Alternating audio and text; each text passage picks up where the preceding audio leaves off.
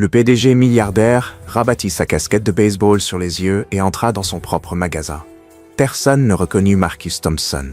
Ni les caissiers, ni le vigile, ni même le directeur qui était censé gérer cet endroit. Il était venu incognito pour une raison précise. Mais rien n'aurait pu le préparer à ce qu'il allait entendre ensuite. Des sanglots désespérés résonnaient depuis les toilettes du personnel. À travers la fente sous la porte, un badge argenté gisait abandonné sur le carrelage mouillé. Maria Santos, personnel d'entretien. Les pleurs qui provenaient de l'intérieur n'étaient pas simplement de la tristesse. C'était le bruit d'un monde qui s'effondrait. Le sang de Marcus se glaça. 3 mois plus tôt, la direction avait reçu des rapports élogieux sur ce magasin. Satisfaction des employés parfaite. 0 réclamation. Pourtant, la femme qui pleurait derrière cette porte racontait une toute autre histoire.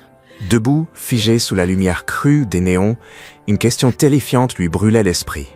Si cela se passait dans sa propre entreprise, sous son nez, qu'avait-il encore manqué? La vérité qu'il allait découvrir serait pire que tout ce qu'il avait imaginé et le forcerait à remettre en question tout ce qu'il croyait savoir sur le leadership, la loyauté et le vrai coût du fait de fermer les yeux. Ce qui avait commencé comme une visite de routine allait devenir les 48 heures les plus importantes de sa carrière. Restez avec moi, car ce qui suit va changer à jamais votre vision du leadership en entreprise. Marcus frappa doucement à la porte des toilettes. « Excusez-moi? Ça va, là-dedans » Les sanglots s'arrêtèrent net. Il entendit du bruit, quelqu'un qui tentait de se ressaisir. « Je vais bien, laissez-moi juste 1 minute. » Mais sa voix trahissait tout. Ce n'était pas bien. C'était une femme au bord du gouffre. Quand Maria Santos finit par sortir, Marcus découvrit une petite femme latino d'une 40aine d'années. Son uniforme d'entretien froissé, les yeux rougis par les larmes. Elle se pencha rapidement pour ramasser son badge, mais ses mains tremblaient tellement qu'elle arrivait à peine à le saisir. « Je suis désolée », murmura-t-elle sans lever les yeux. « Je ne devrais pas. Il faut que je retourne travailler. » Marcus l'observa plus attentivement. Les mains de Maria étaient crevassées et abîmées par les produits de nettoyage agressifs. De profonds cernes soulignaient ses yeux, ceux de quelqu'un qui cumule plusieurs emplois et dort trop peu.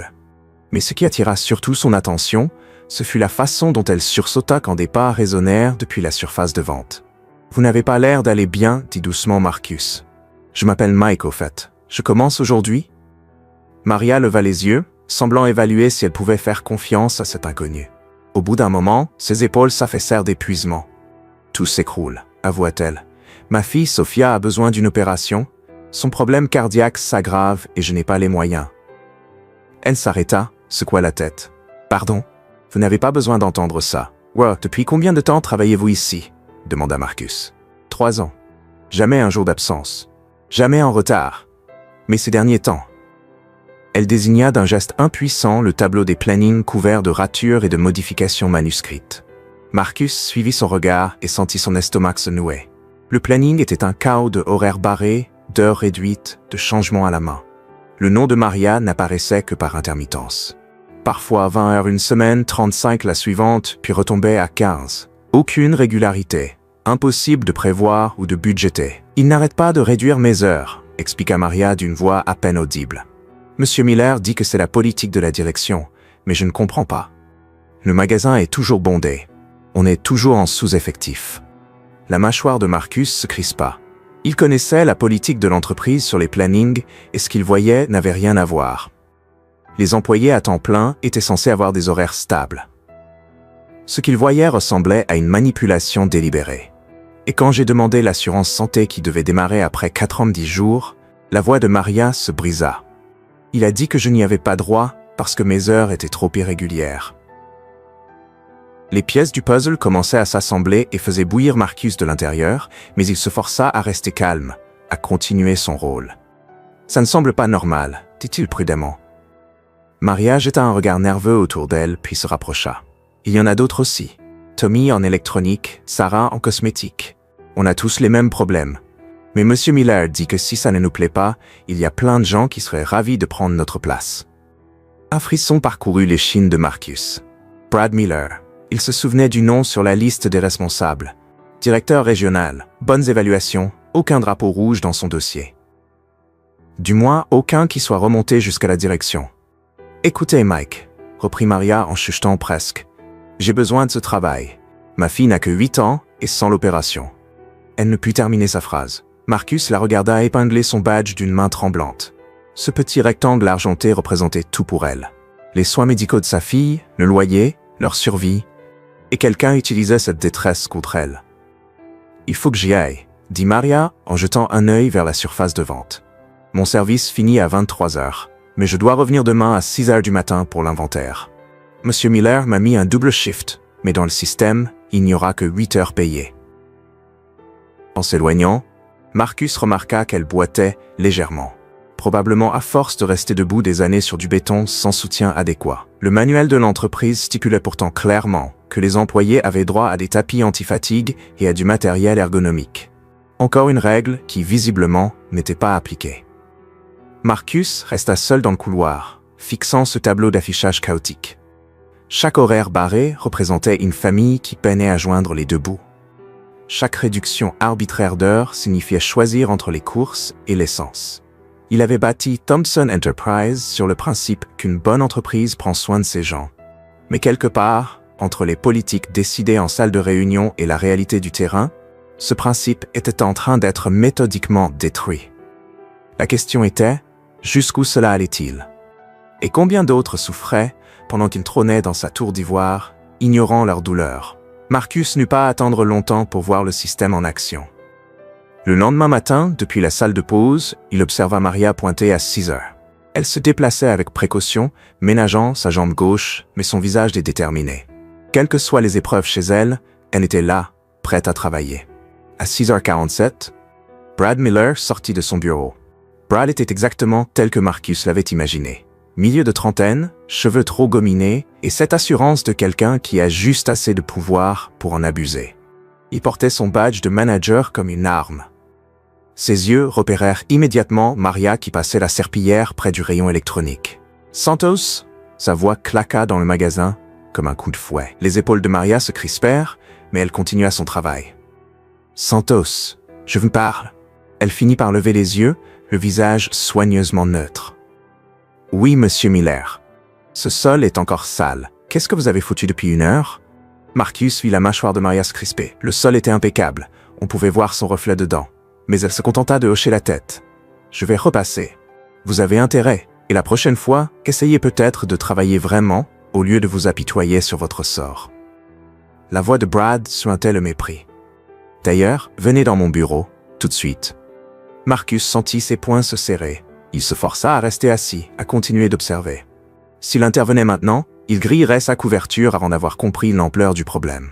Dans le bureau de Brad, Maria resta debout pendant que Brad restait assis. Une démonstration de pouvoir délibéré qui donnait la nausée à Marcus. À travers la paroi vitrée, il voyait la posture de Maria se faire de plus en plus petite à mesure que Brad parlait. Tommy Chen, le vendeur en électronique dont Maria avait parlé, entra dans la salle de pause et s'affala lourdement à côté de Marcus. « Pauvre Maria !»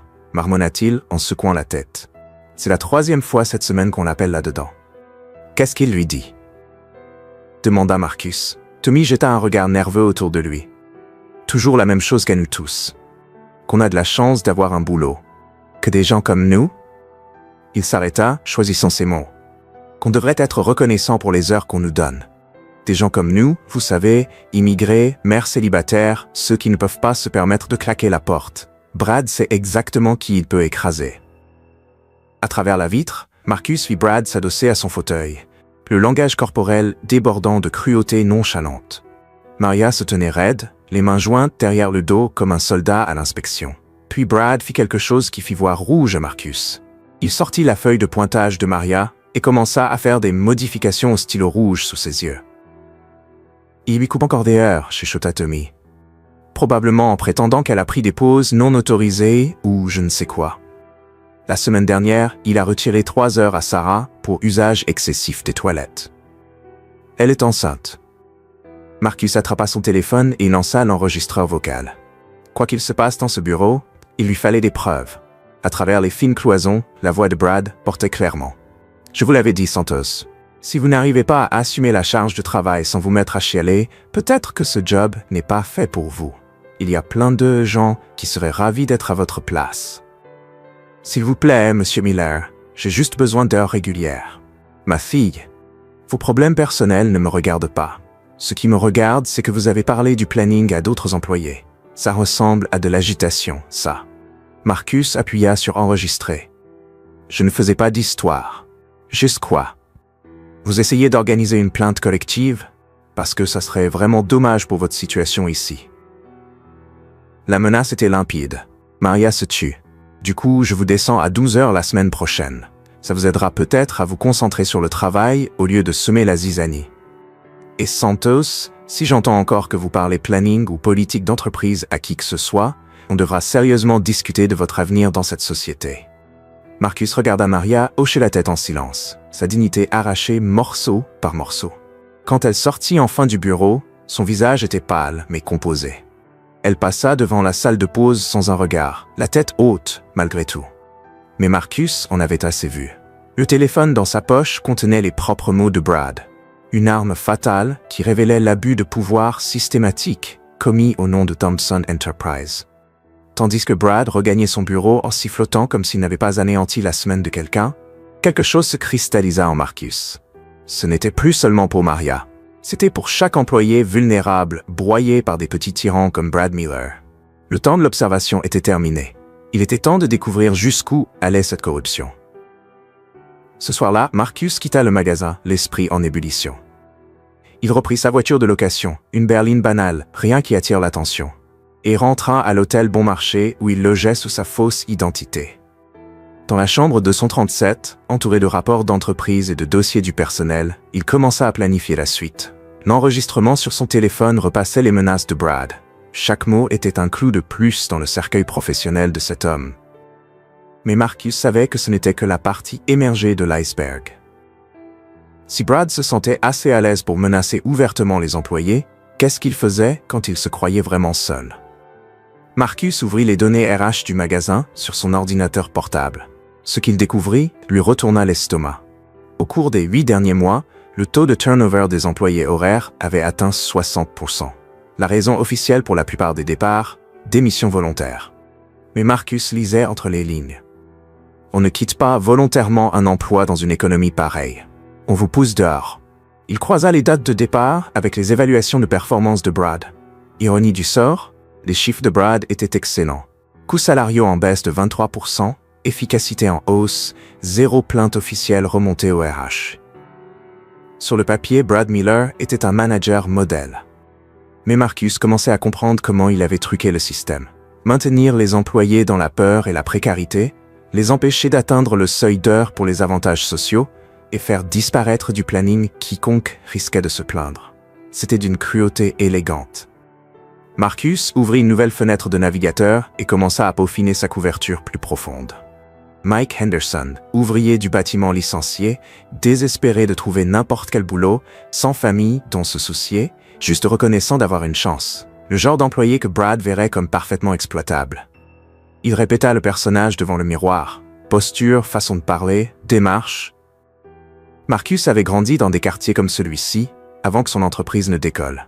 Il savait comment se fondre dans le décor. Le secret, c'était de se souvenir plutôt que de jouer la comédie. Le lendemain matin, Marcus revint au magasin en gens usés et chaussures de travail d'occasion. Il s'approcha du bureau de Brad avec le mélange parfait de désespoir et d'empressement. « Excusez-moi, Monsieur Miller, on m'a dit que vous aviez peut-être des postes à pourvoir. Je suis prêt à prendre n'importe quel horaire, n'importe quelles heures dont vous avez besoin. » Brad leva les yeux de son ordinateur, évaluant immédiatement cette nouvelle proie potentielle. Marcus pouvait presque voir les calculs tourner dans la tête de l'homme.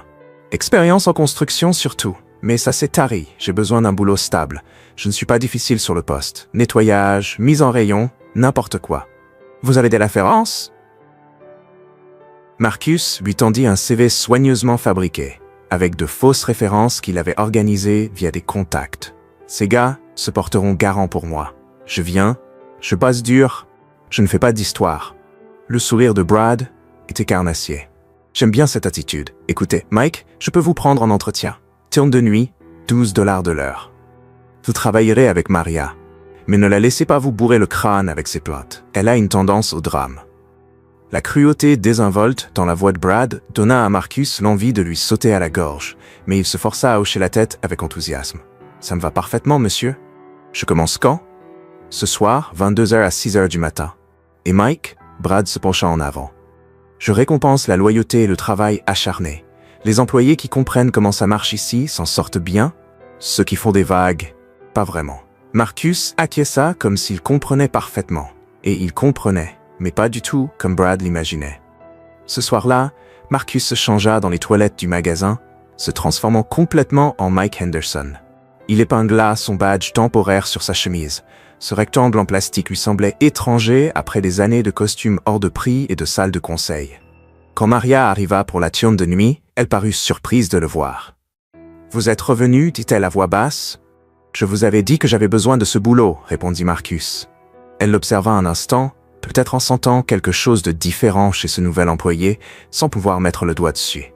« Restez près de moi ce soir » finit-elle par dire. « Je vais vous montrer le boulot. » Et Mike, tout ce que je vous ai dit hier sur la prudence avec M. Miller, doublez-le pour la turne de nuit. C'est là qu'il fait ses pires coups. Quand les lumières du magasin baissèrent et que les derniers clients sortirent, Marcus sentit le poids de ce qu'il allait découvrir. Au cours des 8 prochaines heures, il allait connaître l'ampleur réelle des agissements de Brad Miller. Il n'observait plus le problème. Il allait le vivre.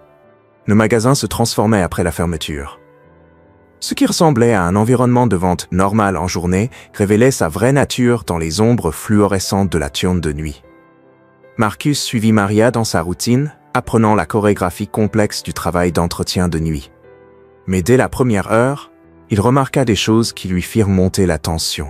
« Maria, pourquoi vous nettoyez la salle de pause avec les mêmes produits que pour les toilettes ?» demanda-t-il en la voyant rincer une serpillière dans un seau qui puait le désinfectant industriel. Elle jeta un regard nerveux autour d'elle avant de répondre. « Monsieur Miller a coupé le budget produit d'entretien. Il dit qu'on en utilise trop. » Elle montra une bouteille de nettoyant sol presque vide. « Ça doit tenir toute la semaine pour tout le magasin. » Marcus connaissait la location corporate pour les produits d'entretien. Ce magasin aurait dû en avoir 10 fois plus. À 23h30, Brad fit sa première apparition. Il rôdait dans les allées comme un prédateur, ses pas résonnant dans le magasin vide. Quand il trouva Maria en train de réapprovisionner les essuie-mains dans les toilettes clients, sa voix trancha le silence. « Santos, vous êtes trop lente. À ce rythme, vous serez encore là demain matin. »« Je travaille aussi vite que je peux, Monsieur Miller. Pas assez vite. Je vous retire 30 minutes sur votre feuille d'heure pour inefficacité. » Marcus observa depuis derrière un présentoir tandis que Brad sortait son téléphone et notait quelque chose. 30 minutes. $6 volés sous ses yeux. Mais ça empira. À 1h15, Brad revint avec un clipboard. « Santos, Henderson, venez ici. » Ils se réunirent dans l'allée principale pendant que Brad consultait ses notes. La direction pose des questions sur nos coûts salariaux. À partir de la semaine prochaine, on met en place des mesures d'efficacité. Il sourit comme s'il annonçait des primes. Au lieu de 2 personnes pour l'entretien de nuit, on repasse à une seule. Le visage de Maria devint livide. Monsieur Miller, c'est un magasin de 4200 mètres carrés. Une personne ne peut pas. Une personne peut et va le faire. Maria, comme vous êtes là depuis plus longtemps, vous gardez le poste, mais vous devrez assurer toute la charge en même temps. Marcus fit le calcul dans sa tête. Ce qu'il faisait à 2 ce soir poussait déjà les limites de l'endurance humaine. Demander à une seule personne de tout faire était physiquement impossible. « Si vous n'y arrivez pas, » poursuivit Brad, « je peux toujours trouver quelqu'un qui le fera. » Après le départ de Brad, Maria s'effondra contre un comptoir de caisse. « Je ne peux pas faire tout le magasin seul, » murmura-t-elle. « Mais si vous vous plaignez, c'est moi qui perds le boulot, » termina Marcus. Elle hocha la tête, les larmes aux yeux. « L'opération de ma fille est programmée le mois prochain. J'ai besoin de cette assurance. » C'est alors que Marcus remarqua quelque chose qui fit flamber son instinct d'enquêteur. Brad avait laissé la porte de son bureau entr'ouverte et à travers l'entrebâillement, on le voyait taper rapidement sur son ordinateur. « Maria, vous pouvez gérer l'aile Est seule quelques minutes? Je veux vérifier un truc. » Elle parut perplexe, mais acquiesça. « Faites attention, Mike. S'il vous surprend à fouiner. » Marcus se déplaça sans bruit vers le bureau. Par la fente de la porte, il voyait clairement l'écran de Brad.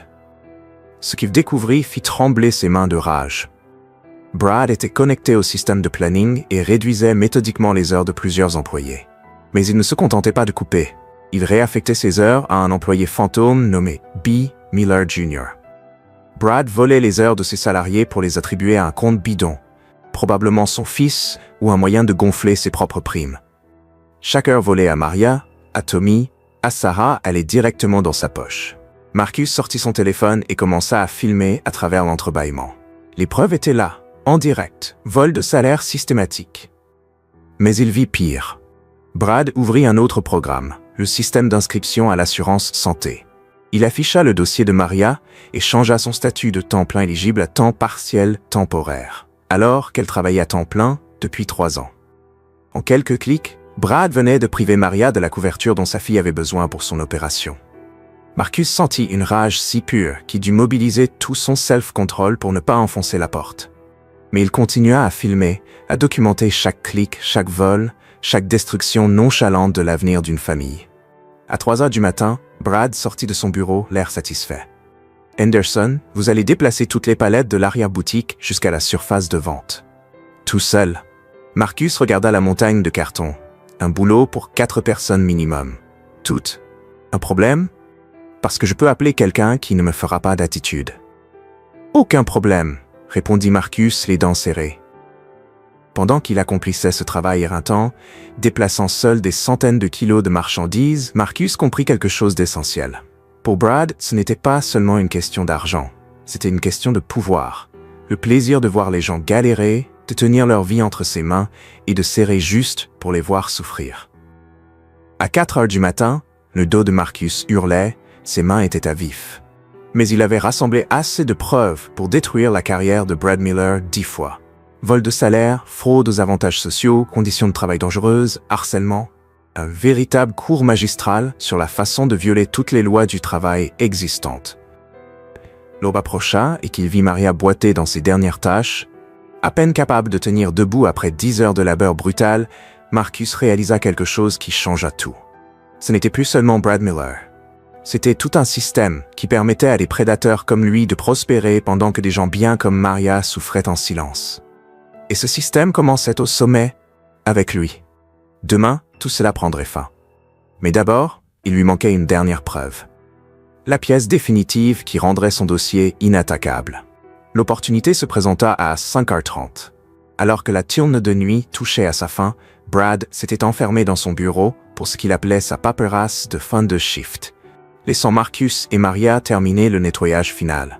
Mais Marcus avait repéré un schéma. Toutes les demi-heures, le téléphone de bureau de Brad sonnait avec la même sonnerie caractéristique.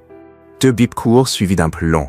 À chaque fois, Brad répondait à voix basse et parlait exactement 3 à 4 minutes avant de raccrocher. Pendant que Maria rangeait le matériel, Marcus prit sa décision. « Je vais vider les poubelles dans le coin bureau », lui dit-il. Maria parut inquiète. « Monsieur Miller n'aime pas qu'on s'approche de son bureau quand il fait sa paperasse. »« Je serai rapide. » Marcus attrapa une poubelle et poussa son chariot vers la zone administrative. Le couloir des bureaux était faiblement éclairé, celui de Brad tout au fond. À travers la vitre dépolie, il voyait la silhouette de Brad penchée sur son bureau. Puis le téléphone sonna. 2 bips courts, un long. Marcus se posta près du placard à fourniture adjacent au bureau de Brad. Assez près pour entendre, hors de vue. Il sortit son téléphone et lança l'enregistrement. « Miller à l'appareil », répondit Brad d'une voix basse mais audible à travers les cloisons fines. « Ouais, j'ai tes chiffres pour cette semaine. Santos descendu à 12 heures, Chen à 15, la enceinte, Sarah, je la mets à l'inventaire. Ça la fera d'ici un mois. » Le sang de Marcus se glaça. Brad rendait des comptes à quelqu'un sur son harcèlement systématique des employés. Non, aucune plainte déposée. Ils ont trop peur pour appeler la direction. Je m'en suis assuré. Brad ricana.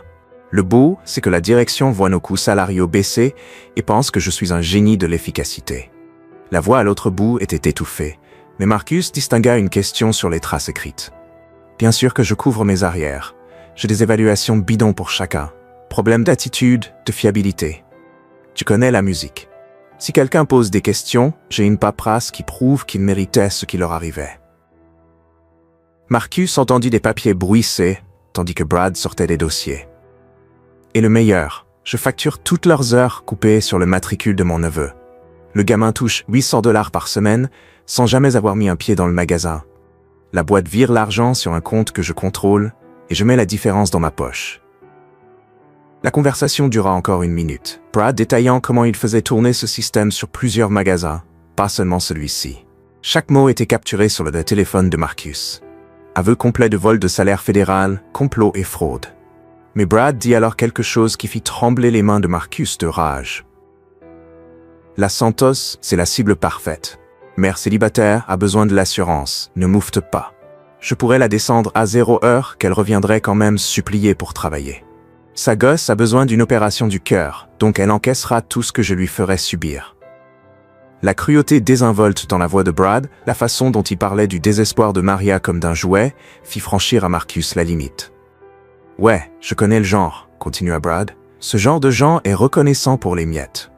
Ils se croient chanceux d'avoir un boulot quelconque. Ça les rend hyper faciles à contrôler. » Marcus entendit la chaise de Brad grincer quand il s'adossa. « T'inquiète pour l'exposition. Qui va les croire ? Une bande d'immigrés et de décrocheurs face à un directeur régional aux évaluations brillantes, la direction les foutrait dehors à grands coups de pied au cul. » L'appel se termina sur un nouveau rendez-vous la semaine suivante. Quand Marcus entendit le combiné se reposer sur son socle, il sut qu'il venait d'enregistrer non seulement les aveux complets des crimes de Brad, mais toute sa philosophie d'exploitation. Marcus recula rapidement du bureau, le cœur battant à tout rompre.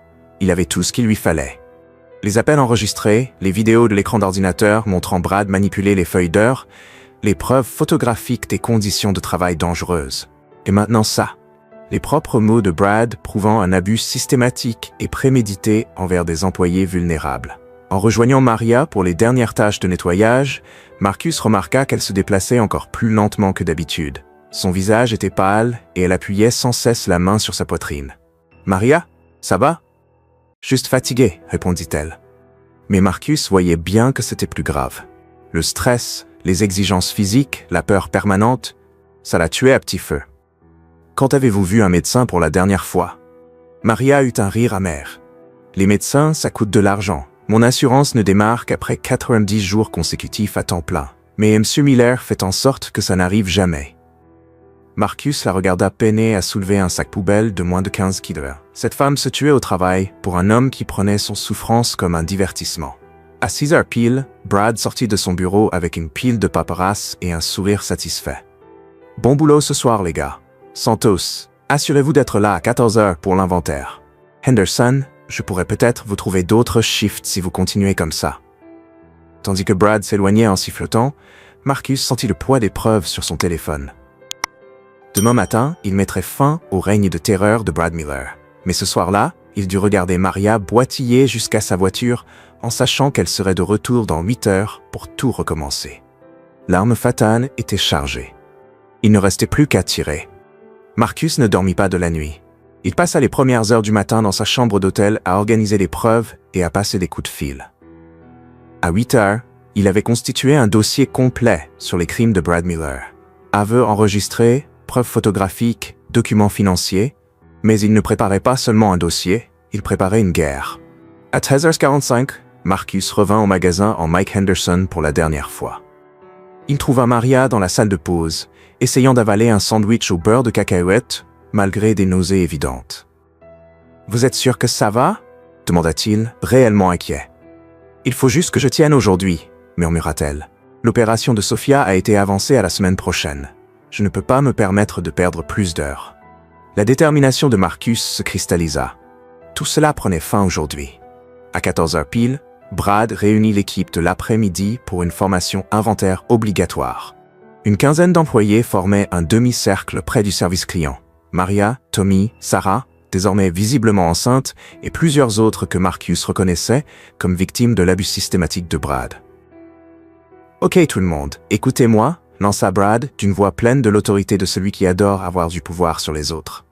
La direction nous met la pression sur la précision des stocks, donc on met en place de nouvelles procédures. Il brandit un clipboard épais de formulaires. Désormais, toute différence viendra directement sur la fiche de paie des employés responsables. Marchandises perdues, erreurs de comptage, produits abîmés, tout sera déduit de votre salaire. Marcus vit plusieurs employés échanger des regards inquiets. C'était illégal au regard de la loi fédérale du travail, et Brad le savait. « Je sais que certains d'entre vous trouvent ça injuste », poursuivit Brad en fixant Maria dans la foule. « Mais si certaines personnes faisaient plus attention à leur travail au lieu de se préoccuper de leurs problèmes personnels, on n'aurait pas besoin de ces mesures. L'attaque directe contre Maria fut la goutte d'eau. Marcus s'avança depuis le fond du groupe. En réalité, Brad, il y a bien quelque chose d'injuste ici, mais ce n'est pas ce que vous pensez. Les yeux de Brad se plissèrent. « Henderson, vous avez quelque chose à dire ?»« Oui. » Marcus sortit son téléphone de sa poche. « J'ai même pas mal de choses à dire. » Le premier enregistrement démarra. La voix de Brad parfaitement claire, se vantant de couper les heures des employés et d'empocher la différence. L'effet fut électrique. Tous les employés du cercle se tournèrent vers Brad, dont le visage passa en quelques secondes de l'arrogance au choc blême. « C'est quoi ce bordel ?» balbutia Brad. « C'est vous, hier à 5h30 du matin, en train d'expliquer à votre complice comment vous voliez des salaires et manipuliez les plannings. » La voix de Marcus était calme, maîtrisée, mais chaque mot frappait comme un marteau. L'enregistrement continua. La Santos, c'est la cible parfaite. Mère célibataire, a besoin de l'assurance, ne moufte pas. Maria porta la main à sa bouche. Autour du cercle, les murmures montèrent, chargés de colère. « Vous m'avez enregistré illégalement !» hurla Brad, mais sa fanfaronnade ne masquait pas la panique dans ses yeux. En réalité, le Michigan est un État à consentement d'une seule partie, parfaitement légal. Marcus s'approcha de Brad et pour la première fois, laissa transparaître sa véritable autorité. Par contre, le vol de salaire, la fraude aux avantages sociaux, le complot en vue de frauder, ce sont des crimes fédéraux. Les yeux de Brad balayèrent le cercle d'employés qui le regardaient désormais avec une haine non dissimulée. « Vous ne savez pas à qui vous vous attaquez, Henderson. Je vais vous faire arrêter pour... » « Pourquoi? Avoir révélé la vérité ?» Marcus sortit de son autre poche quelque chose qui vida Brad de ses dernières couleurs, un badge doré, CEO Thomson Enterprises. Le silence qui suivit fut assourdissant.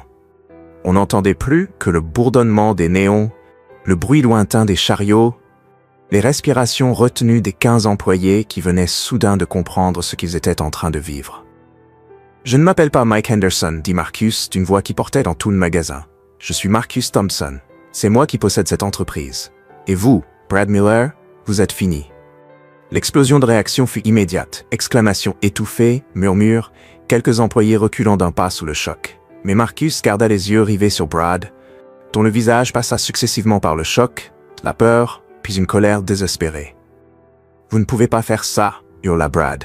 J'ai des droits, j'ai un contrat. » « Vous aviez un contrat, corrigea Marcus.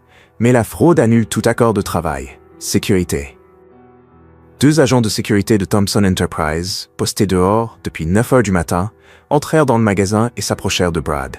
« Brad Miller, vous êtes licencié avec effet immédiat. Vous faites également l'objet d'une enquête pour vol de salaire, fraude aux avantages sociaux et complot.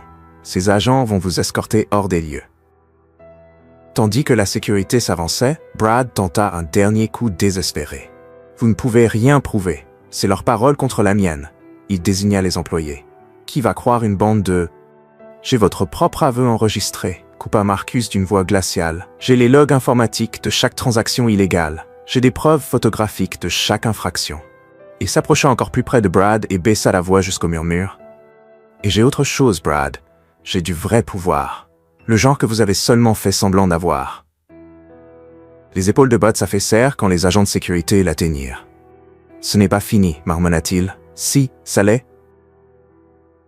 Marcus se tourna vers les employés rassemblés. « Et pour vous tous, ça ne fait que commencer. » Tandis que Brad était escorté hors du magasin, devant les clients qui s'arrêtaient pour regarder, devant les caisses où il avait terrorisé les employés, devant le bureau où il avait orchestré des mois d'abus systématiques, Marcus ressentit une satisfaction plus profonde qu'aucun contrat qu'il avait jamais signé.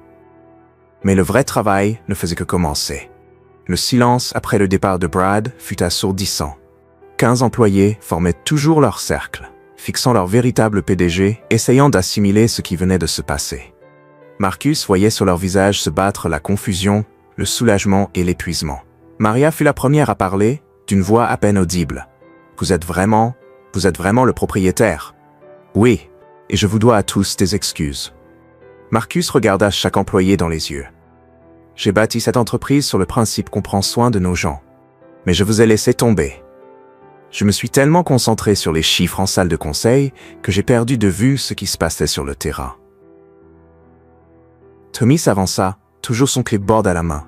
« Et maintenant, On va tous se faire virer parce qu'on vous a parlé? La question frappa Marcus comme un coup de poing. Ces gens étaient tellement conditionnés à craindre les représailles que même leur libération ressemblait à une menace. Personne ne sera viré. Au contraire, on va réparer tout ce que Brad a cassé, et ça commence maintenant. Marcus sortit son téléphone. J'appelle la directrice des ressources humaines. Chaque heure coupée illégalement, chaque salaire volé, chaque avantage refusé, on va tout remettre en ordre. En 20 minutes, Rebecca Chen, directrice des ressources humaines de Thomson Enterprise, arriva avec une équipe de 3 spécialistes et une pile d'ordinateurs portables. Marcus travaillait avec Rebecca depuis 8 ans. C'était l'une des rares cadres en qui il avait une confiance absolue. Rebecca, j'ai besoin que tu fasses un audit d'urgence sur tous les dossiers d'employés touchés par Brad Miller au cours de l'année écoulée. Rétablissement complet des salaires, inscription immédiate aux avantages sociaux pour tous ceux qui s'en sont vus refuser illégalement. L'équipe de Rebecca s'éparpilla dans la salle de pause et installa un centre de traitement temporaire. Maria Santos appela Rebecca en consultant sa tablette. « Vous êtes ici depuis 3 ans, c'est bien ça. » Maria hocha la tête nerveusement, n'osant toujours pas y croire. Selon les dossiers de Brad, vous êtes classé temps partiel temporaire sans avantage. Mais vos heures réelles montrent que vous êtes à temps plein depuis 34 mois consécutifs. Les doigts de Rebecca volaient sur la tablette. À compter de maintenant, vous êtes classé temps plein permanent avec couverture santé complète, rétroactive à votre date d'embauche initiale. Les genoux de Maria fléchirent. Marcus la rattrapa par le bras tandis que les larmes coulaient sur son visage. « L'opération de ma fille » murmura-t-elle. « Totalement prise en charge. » « La préautorisation sera traitée aujourd'hui même, répondit Rebecca d'une voix chaleureuse mais efficace. Et Maria, on vous doit 14 847 $ de salaire volé et d'heures supplémentaires non payées.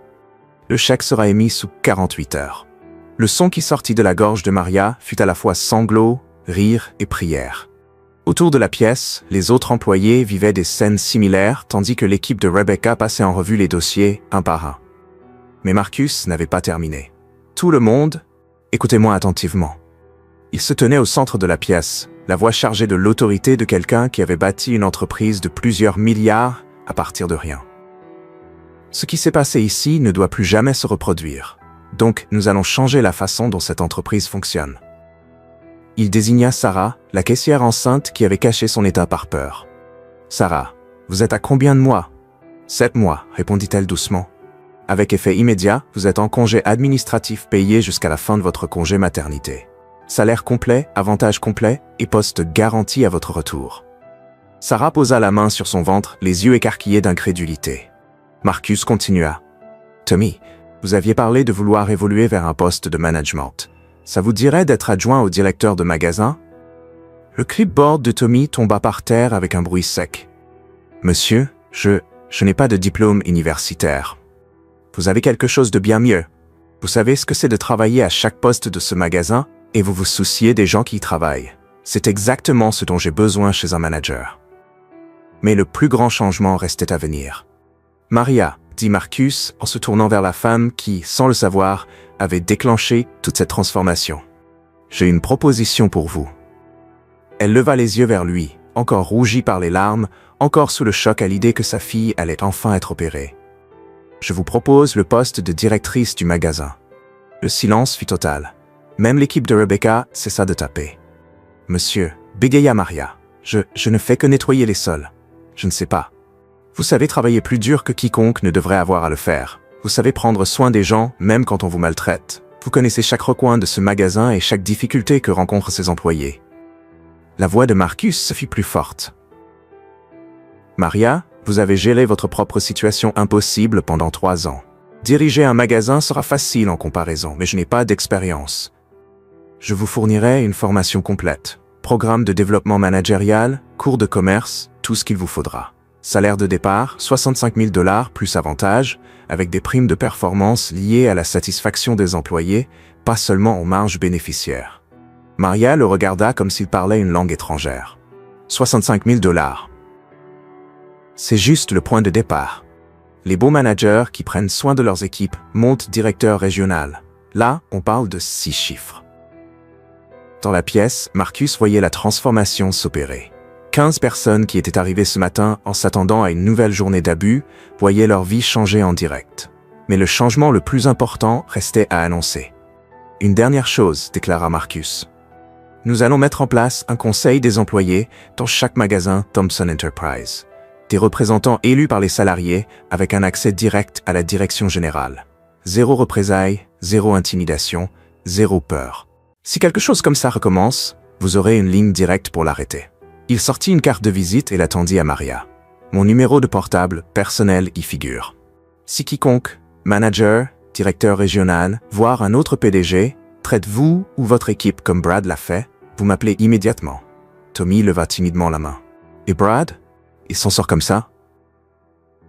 L'expression de Marcus se durcit. Son dossier a été transmis aux enquêteurs fédéraux. Le vol de salaire est un délit grave. Il fera face à des poursuites pénales et nous engagerons une action civile pour récupérer chaque centime qu'il a volé. Pas seulement à l'entreprise, mais à vous tous. Rebecca leva les yeux de son ordinateur. À ce sujet, Marcus, nous avons identifié des schémas similaires dans 4 autres magasins. Même mode opératoire, manager différent. Même réponse, compléta Marcus. Enquête complète, restitution intégrale, et tous les impliqués seront poursuivis jusqu'au bout de la loi. Sa voix portait le poids d'un engagement absolu. On ne répare pas seulement ce magasin, on répare toute l'entreprise. Au fil de l'après-midi, Marcus vit 15 employés démoralisés se transformer en quelque chose qu'il n'avait jamais vu auparavant. Une véritable équipe. Des gens qui avaient été isolés par la peur parlaient désormais entre eux, partageaient leurs histoires, découvraient qu'ils n'avaient jamais été seuls. Maria se tenait au centre de tout cela, encore en uniforme d'entretien, mais déjà elle se tenait différemment. La femme qui pleurait dans les toilettes ce matin-là avait disparu, remplacée par quelqu'un qui commençait à comprendre sa propre valeur. « Merci », dit-elle à Marcus, la voix enfin stable depuis qu'il la connaissait. « Pas seulement pour le poste ou l'argent, merci de nous avoir vus comme des êtres humains. » Marcus sentit sa gorge se serrer. « Merci à vous de m'avoir rappelé ce que signifie vraiment le leadership. » Alors que le soleil se couchait sur Détroit, le grand magasin Thomson avait la même apparence de l'extérieur. Mais à l'intérieur, tout avait changé. Et demain, le vrai travail commencerait. 3 semaines plus tard, Marcus revint au magasin pour ce qu'il appelait en privé ses « visites réalité ». La scène qui l'accueillit était presque méconnaissable par rapport à l'endroit qu'il avait infiltré 1 mois plus tôt. La première chose qu'il remarqua fut le bruit. Des rires qui provenaient de la salle de pause. De vrais rires, pas ceux nerveux qu'on fait quand on craint que le patron écoute. Dans la salle de pause, il trouva Tommy en train de former 2 nouvelles recrues au système d'inventaire. Ses qualités naturelles de leader avaient enfin l'espace de s'exprimer. Au mur derrière lui était accroché un cadre. Adjoint du mois, choix des employés. La clé, c'est la précision, pas la vitesse, expliquait Tommy aux recrues. On préfère que vous preniez votre temps et que ce soit juste plutôt que de bâcler et de faire des erreurs. Personne ne vous criera dessus parce que vous êtes minutieux. Marcus sourit à la référence indirecte à l'ancien régime. Sous Brad, on terrorisait les employés pour qu'ils aillent vite, ce qui provoquait des erreurs, qui servaient ensuite d'excuse à de nouvelles punitions. Près du comptoir service client, Sarah aidait une cliente pour un retour. À 8 mois de grossesse, elle rayonnait de la confiance de quelqu'un qui sait que son emploi est sécurisé, quelle que soit sa situation. La politique de congé maternité que Marcus avait imposée dans tout le magasin avait déjà été adoptée par 3 grands concurrents. Un effet domino qu'il n'avait pas anticipé, mais qu'il appréciait profondément. Mais c'est Maria qui incarnait la transformation la plus spectaculaire. Marcus la trouva dans le bureau du magasin, penchée sur un ordinateur portable avec l'intensité concentrée de quelqu'un qui maîtrise de nouvelles compétences. Elle avait troqué son uniforme d'entretien contre une tenue business casual et sa plaque indiquait désormais Maria Santos, directrice de magasin. Surtout, elle portait son autorité avec l'assurance de la compétence réelle, pas de la peur. « Alors, ces cours de management ?» demanda Marcus en s'installant en face d'elle. « Difficile », avoua Maria en sauvegardant son travail et en levant les yeux avec un sourire. « Je n'aurais jamais imaginé apprendre les marges bénéficiaires et les stratégies de développement des employés. Mais c'est incroyable ce qui devient logique quand on a réellement occupé tous les postes du magasin. » Elle désigna un graphique au mur. Les scores de satisfaction des employés avaient explosé, passant des abysses de l'ère Brad à des niveaux leaders du secteur en seulement 3 semaines. « L'équipe est incroyable », continua Maria. Dès qu'ils ont cessé d'avoir peur, ils ont commencé à me proposer des idées. Tommy a suggéré une formation croisée pour que personne ne se sente coincé dans un seul rayon. Sarah a conçu un nouveau système de retour client. Même les lycéens à temps partiel apportent des innovations. Par la fenêtre du bureau, Marcus voyait les résultats tangibles du leadership de Maria. Les employés se déplaçaient avec détermination, pas avec crainte. Les clients souriaient en interagissant avec un personnel qui semblait sincèrement heureux d'aider. « Et Sophia, comment va-t-elle » demanda Marcus. Le visage de Maria s'illumina entièrement. « Elle a été opérée la semaine dernière. Les médecins disent que la réparation est parfaite. Elle pourra courir et jouer comme n'importe quel autre enfant. » Sa voix trembla légèrement. « Elle veut vous rencontrer. Elle vous appelle l'homme qui a sauvé le travail de maman. » « Ça me ferait très plaisir. » « Il y a autre chose, » dit Maria en sortant un dossier. « Vous vous souvenez que vous m'aviez demandé de noter toute situation similaire à celle de Brad ?» Marcus se pencha en avant, l'attention soudain aiguisée. « J'ai discuté avec des managers d'autres chaînes, pas officiellement, juste des conversations lors de salons professionnels. Marcus, ce que faisait Brad, ce n'est pas rare. Le vol de salaire, la manipulation des avantages, les abus psychologiques, on dirait qu'il existe un véritable manuel qui circule. » Elle ouvrit le dossier. Une compilation d'histoires de salariés du secteur entier. Je pense que Thomson Enterprises pourrait mener un changement à l'échelle de toute la profession. Pas seulement régler nos propres problèmes, mais imposer un standard qui forcera les autres à suivre. Marcus sentit l'électricité familière d'une grande idée prendre forme. Vous avez une proposition? Un programme de certification. Genre, emploi équitable vérifié par les salariés.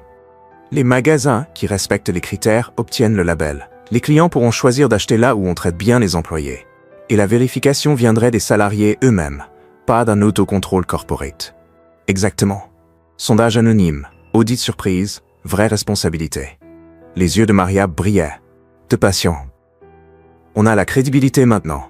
Tout le monde sait que Thomson Enterprises a été prêt à enquêter publiquement et à régler ses propres problèmes. Les autres devront suivre ou passer pour des monstres en comparaison. Marcus s'adossa, impressionné par la réflexion stratégique. 6 mois plus tôt, Maria avait peur de demander des horaires stables. Aujourd'hui, elle concevait des réformes sectorielles. « Rédigez-moi une proposition complète, dit-il. Business plan, stratégie de mise en œuvre, budget. Je veux ça dans 2 semaines. » Maria hocha la tête, déjà en train de prendre des notes. En partant, Marcus fit un dernier tour du magasin. Près du rayon électronique, il remarqua le tableau d'affichage où les plannings chaotiques de Brad avaient autrefois terrorisé tout le monde. Désormais, il affichait un planning clair et prévisible, connu des semaines à l'avance, à côté des photos du tout premier pique-nique de remerciements aux employés. Au comptoir service client, une vision familière attira son regard. Le même badge argenté qui était tombé par terre dans les toilettes un mois plus tôt, mais qui indiquait désormais Maria Santos, directrice de magasin, épinglée à un blazer et non plus à un uniforme d'entretien. Alors qu'il se dirigeait vers la sortie, Tommy l'interpella depuis le rayon électronique. « Monsieur Thompson, avant que vous partiez, on voulait vous offrir quelque chose. » Tommy lui tendit un cadre photo. Toute l'équipe du magasin rassemblée dans la nouvelle salle de pause rénovée. Sièges confortables, vraie kitchenette, grande fenêtre laissant entrer la lumière naturelle. Au centre, Maria tenait une petite plaque. Meilleur lieu de travail 2024, choix des employés du magasin Thomson. Ce n'est pas un prix officiel, expliqua Tommy avec un grand sourire. On l'a fabriqué nous-mêmes, mais on s'est dit que si quelqu'un doit décider si un endroit est bon à travailler, ce sont bien ceux qui travaillent vraiment. Marcus accepta le cadre, la gorge soudain nouée. En toutes ces années de succès en affaires, aucune reconnaissance n'avait autant compté. « Merci », dit-il simplement. « À vous tous. » En marchant vers sa voiture, Marcus réfléchit à la profondeur avec laquelle le dernier mois avait changé non seulement ce magasin, mais toute sa conception du leadership. Il avait commencé ce périple en pensant sauver ses employés d'un mauvais manager. En réalité, c'est eux qui l'avaient sauvé de devenir le genre de dirigeant qui perd de vue la vraie raison d'être d'une entreprise. Servir les gens, pas seulement les profits. Demain, il commencerait à déployer le système de conseil des employés dans toute l'entreprise. Le mois prochain, le programme de certification de Maria obtiendrait tout le soutien corporate. Mais ce soir, il rentrerait chez lui en sachant que 15 personnes dormiraient mieux parce que quelqu'un avait enfin écouté quand elles en avaient le plus besoin. 6 mois après cette nuit décisive, Marcus se tenait devant un auditorium comble à la conférence annuelle de la National Retail Federation. Le thème de son discours d'ouverture, « Leadership par le bas, ce qui se passe quand les PDG sortent enfin des salles de conseil ». Mais d'abord, il avait une histoire à raconter. « L'année dernière, je pensais diriger une entreprise qui marchait bien », commença Marcus, sa voix résonnant dans l'auditorium silencieux. Nos profits étaient en hausse, nos indicateurs d'efficacité excellents, et les évaluations de nos managers rayonnantes. Selon tous les critères qui comptent à Wall Street, Thomson Enterprise cartonnait. Il cliqua sur la diapositive suivante, une photo de Maria en uniforme d'entretien, extraite des caméras de surveillance du magasin, prise lors de cette première nuit. Mais je ne dirigeais pas une entreprise qui réussissait. Je présidais un système qui permettait à des gens bien de souffrir pendant que des prédateurs profitaient de leur douleur. Et le pire, c'est que je n'en avais aucune idée. L'auditorium resta totalement silencieux, tandis que Marcus racontait son expérience incognito. Le vol de salaire, la fraude aux avantages sociaux, les abus psychologiques systématiques qui se déroulaient sous le nom même de son entreprise. La vérité, c'est que le vrai leadership ne consiste pas à commander d'en haut. Il consiste à comprendre depuis le bas. À reconnaître que les personnes les plus proches du problème sont généralement les plus proches de la solution. Il cliqua à nouveau. La nouvelle diapositive montrait Maria à son bureau, en blasé de directrice, en train de passer en revue les rapports trimestriels avec son équipe. Aujourd'hui, Maria Santos dirige l'un de nos magasins les plus performants. La satisfaction des employés atteint 404%, un niveau leader dans le secteur. Les notes clients ont augmenté de 47%. Et les profits, ils sont en hausse de 23%. Parce que quand on traite les gens correctement, tout le reste suit. Marcus désigna le public, où Maria était assise au premier rang, représentant Thomson Enterprise à sa toute première conférence nationale. Mais cette histoire n'est pas vraiment celle de Thomson Enterprise. Elle concerne toutes les entreprises, tous les leaders, toutes les personnes qui ont le pouvoir de rendre la journée de quelqu'un meilleur. Ou pire. La présentation continua avec des résultats concrets. Le label Emploi équitable vérifié par les salariés, que 12 grands distributeurs avaient déjà adopté, les enquêtes sectorielles sur le vol de salaire qui avaient permis de récupérer 2,3 millions de dollars pour les travailleurs. La législation fédérale renforçant les protections sociales inspirées par leur transparence publique. Nous avons prouvé que bien traiter ses employés n'est pas seulement moralement juste, c'est rentable. Les entreprises disposant du label voient leurs profits augmenter en moyenne de 18% et la fidélité client progresser de 31%. Pour conclure, Marcus revint à l'histoire personnelle qui avait tout déclenché. Il y a 6 mois, j'ai entendu quelqu'un pleurer dans des toilettes et j'ai décidé d'aller voir. Ce simple moment de curiosité humaine a tout changé. Pas seulement pour Maria, pas seulement pour Thomson Enterprise, mais pour des milliers de travailleurs dans toute la profession. Il fit une pause et regarda droit dans les caméras qui diffusaient le discours en direct. Voici donc mon défi à tous les leaders qui regardent cela. Quand avez-vous vraiment écouté, pour la dernière fois, les gens qui travaillent pour vous? Pas lors d'une réunion préparée ou d'un sondage aseptisé, mais vraiment écouté. Quand avez-vous vu votre lieu de travail avec les yeux de quelqu'un qui ne peut pas se permettre de perdre son emploi? Marcus s'avança au bord de la scène. Le vrai leadership, c'est relever les autres, surtout quand personne ne regarde. C'est utiliser son pouvoir pour protéger les gens, pas pour profiter de leur vulnérabilité. Et c'est avoir le courage d'admettre que ces systèmes sont cassés et la détermination de les réparer. La dernière diapositive apparut. Une photo du conseil des employés de Thomson Enterprises, avec des représentants des 47 magasins réunis autour d'une table en néant égaux. La personne qui pleurait dans ses toilettes pourrait être dans votre entreprise en ce moment même. La question est, allez-vous l'entendre? Et surtout, allez-vous agir? Les applaudissements retentirent comme le tonnerre dans l'auditorium. Marcus ressentit la même satisfaction profonde que le soir où Brad Miller avait été escorté hors du magasin. Mais plus forte encore que la satisfaction, il y avait autre chose. Un sentiment d'utilité, de sens.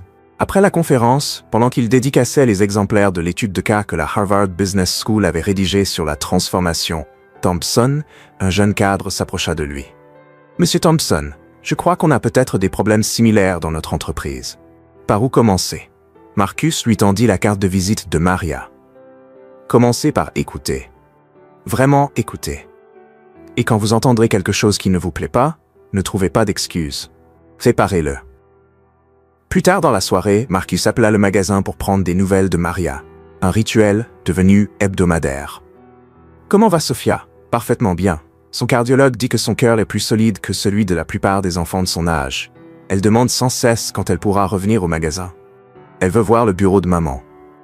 Passez quand vous voulez. J'ai très envie de rencontrer la petite fille qui a contribué à sauver notre entreprise. Marcus, la voix de Maria devint sérieuse. J'ai reçu un appel aujourd'hui d'une femme d'entretien chez Henderson Retail.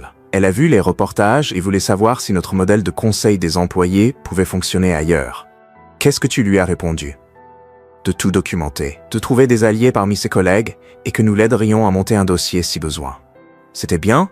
Marcus sourit. C'était parfait. Tu penses désormais comme une vraie leader. Après avoir raccroché, Marcus se posta à la fenêtre de son bureau et contempla la skyline de Detroit. Quelque part là-dehors, dans des magasins, des restaurants, des entrepôts, il y avait probablement d'autres Maria, des gens bien coincés dans des situations toxiques, qui attendaient que quelqu'un ayant du pouvoir remarque enfin leur souffrance. Mais désormais, il y avait aussi d'autres Marcus Thompson, des dirigeants qui avaient entendu cette histoire et décidé de regarder leur propre entreprise de plus près, leur propre responsabilité. Le changement se propageait, un lieu de travail à la fois. Et tout avait commencé avec quelqu'un d'assez courageux pour frapper à la porte des toilettes et poser une question toute simple. « Ça va ?» La vérité avait été pire que quiconque l'imaginait. Mais la solution avait été plus simple que prévu. Traiter les gens comme des êtres humains et tout le reste se met en place. Si vous avez déjà été témoin d'injustice sur votre lieu de travail, ou si vous êtes en position de faire changer les choses, partagez cette histoire. Parce que la personne qui pleure dans les toilettes est peut-être plus proche de vous que vous ne le pensez. Et elle compte sur quelqu'un comme vous pour se soucier assez d'elle pour agir. Que pensez-vous de cette histoire? Dites-le nous en commentaire. Notez cette histoire de 0 à 10. Quelle note lui donneriez-vous? Abonnez-vous à la chaîne et activez la cloche pour ne rien manquer de nos histoires et découvrir d'autres récits émouvants en cliquant ici à la fin.